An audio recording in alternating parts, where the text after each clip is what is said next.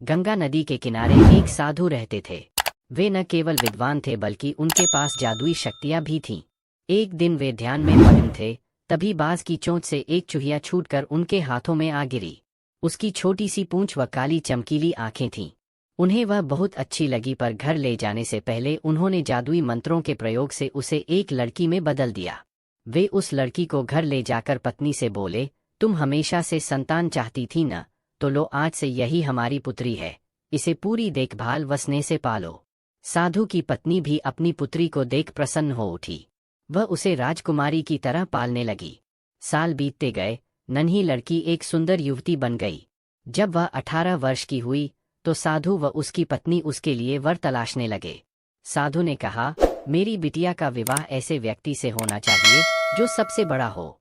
मेरे हिसाब से सूर्य ठीक रहेगा। पत्नी ने भी हामी भरी। उन्होंने जादुई मंत्रों के प्रयोग से सूर्य को नीचे बुला लिया। उन्होंने उसे अपनी पुत्री से विवाह करने को कहा, पर पुत्री ने पहले ही न कर दी। वह बोली, पिताजी, यह तो बहुत गर्म है। मैं उससे विवाह करूंगी जो इससे भी बेहतर हो। साधु निराश हो गए। उन्होंने सूर्य से कहा कि वे ही कोई वर सुझाए। सूर्य ने कहा, बादलों के देवता से बड़ा कौन होगा, उनमें तो मेरी किरणों को भी रोकने की शक्ति है। साधु ने बादलों को नीचे बुलाया व अपनी पुत्री से विवाह करने को कहा, पर इस बार फिर पुत्री ने मना कर दिया। वह बोली, ये तो कितना बदसूरत है, मैं इससे विवाह नहीं कर सकती। साधु ने बादल देवता से कहा कि वही कोई अच्छा वर सुझा दें। वे बोले, पवन देवता ठीक रहेंगे, वे तो मुझे भी अपने फूंक से उड़ा देते हैं। साधु ने पवन देवता को बुलाकर अपनी पुत्री से विवाह करने को कहा। पुत्री ने फिर इनकार कर दिया। वह बोली, मैं इससे शादी नहीं करूंगी। ये तो कहीं टिकते नहीं, हमेशा यहाँ वहाँ भागते रहते हैं।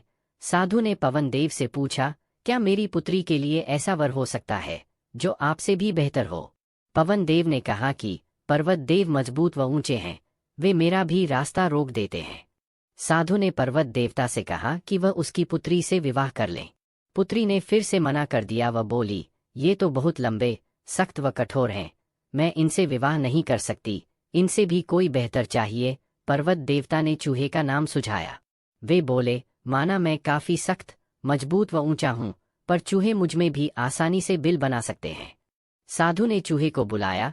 उसे देखते ही उसकी पुत्री खुशी से उछल पड़ी। हाँ पिताजी, यही तो है वह, मैं जिससे शादी करना चाहती थी। साधु ने सोचा, इसे ही किस्मत कहते हैं। यह एक चूहिया थी और एक चूहे से विवाह करना ही इसके भाग्य में लिखा है। उन्होंने जादुई मंत्रों के प्रभाव से पुत्री को फिर से चूहिया बना दिया। चूहा व चूहिया विवाह करके खुशी खुशी रहने लगे। शिक्षा, कोई भी अपने